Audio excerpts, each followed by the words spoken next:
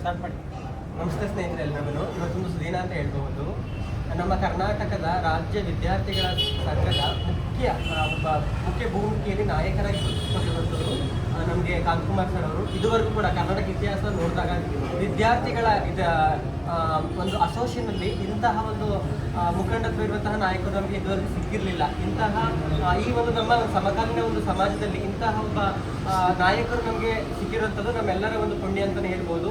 ನಾನು ಶಿಕ್ಷಕ ಆಕಾಂಕ್ಷಿಗಳ ಪರವಾಗಿ ನೋಡಿ, ಕರ್ನಾಟಕದಲ್ಲಿ ಶಿಕ್ಷಕ ಆಕಾಂಕ್ಷಿಗಳದ್ದು ಒಂದು C&R ರೂಲ್ ಬಿಟ್ಟಿದ್ರು. ಅದರಲ್ಲಿ ವಿವರಣಾತ್ಮಕ ಪರೀಕ್ಷೆಯನ್ನು ಬರೀಬೇಕು, ಮತ್ತು ಇಂಗ್ಲೀಷಿನ ಪತ್ರಿಕೆಯನ್ನು ಬರೀಬೇಕು, ಮತ್ತು ಕೆಲವು ಸಬ್ಜೆಕ್ಟ್ಗಳನ್ನು ಕರ್ನಾಟಕದಲ್ಲಿ ಕನ್ನಡ ಶಿಕ್ಷಕರೇ ಇಲ್ಲದಂತಹ ಒಂದು ಅತಂತ್ರ ಸ್ಥಿತಿಯಲ್ಲಿ C&R ಬಿಟ್ಟಿದ್ರು. ಇದನ್ನು ನಾವು ಆ ಮನವಿಯನ್ನು ತಗೊಂಡೋಗಿ ಸಲ್ಲಿಸಿದಾಗ, ಸರಿಗೆಲ್ಲ ನಮ್ಗೆ ಅನ್ಯಾಯ ಆಗ್ತಾ ಇದೆ, ನಿಮ್ಗೆಲ್ಲ ನ್ಯಾಯ ದೊರಕಿಸ್ಬಿಡಿ ಅಂತ ಕೊಟ್ಟಾಗ ಅವರು ಒಂದು ಒಕ್ಕರಲ್ಲಿ ಅದಕ್ಕೆ ನಾನು ಹೋರಾಟವನ್ನು ಮಾಡ್ತೀನಿ ಅಂತ ಹೇಳಿ ತುಂಬ ಅವ್ರಿಗೆ ಬರೀ ಥ್ಯಾಂಕ್ಸ್ ತುಂಬ ದೊಡ್ಡ ಸಣ್ಣ ಪದ ಅಂತ ಹೇಳ್ಬೋದು. ಬಹಳ ಹೋರಾಟವನ್ನು ಮಾಡಿ ಆಡಳಿತಾತ್ಮಕವಾಗಿ ಗಮನ ಸೆಳೆದು ನಮ್ಮೆಲ್ಲರಿಗೂ ಕೂಡ ವಿವರಣಾತ್ಮಕ ಪರೀಕ್ಷೆಯನ್ನು ಬರೆಯುವಂಥದ್ದನ್ನು ಬಿಟ್ಟು ವಸ್ತುನಿಷ್ಠ ಮಾದರಿಯಲ್ಲಿ ಪರೀಕ್ಷೆ ಬರೋದಕ್ಕೆ ಅವಕಾಶವನ್ನು ಮಾಡಿಕೊಟ್ಟಿದ್ದಾರೆ. ಮತ್ತು ಇಂಗ್ಲೀಷ್ ಪತ್ರಿಕೆ 3 ಕೂಡ ತೆಗೆಸಿದ್ದಾರೆ.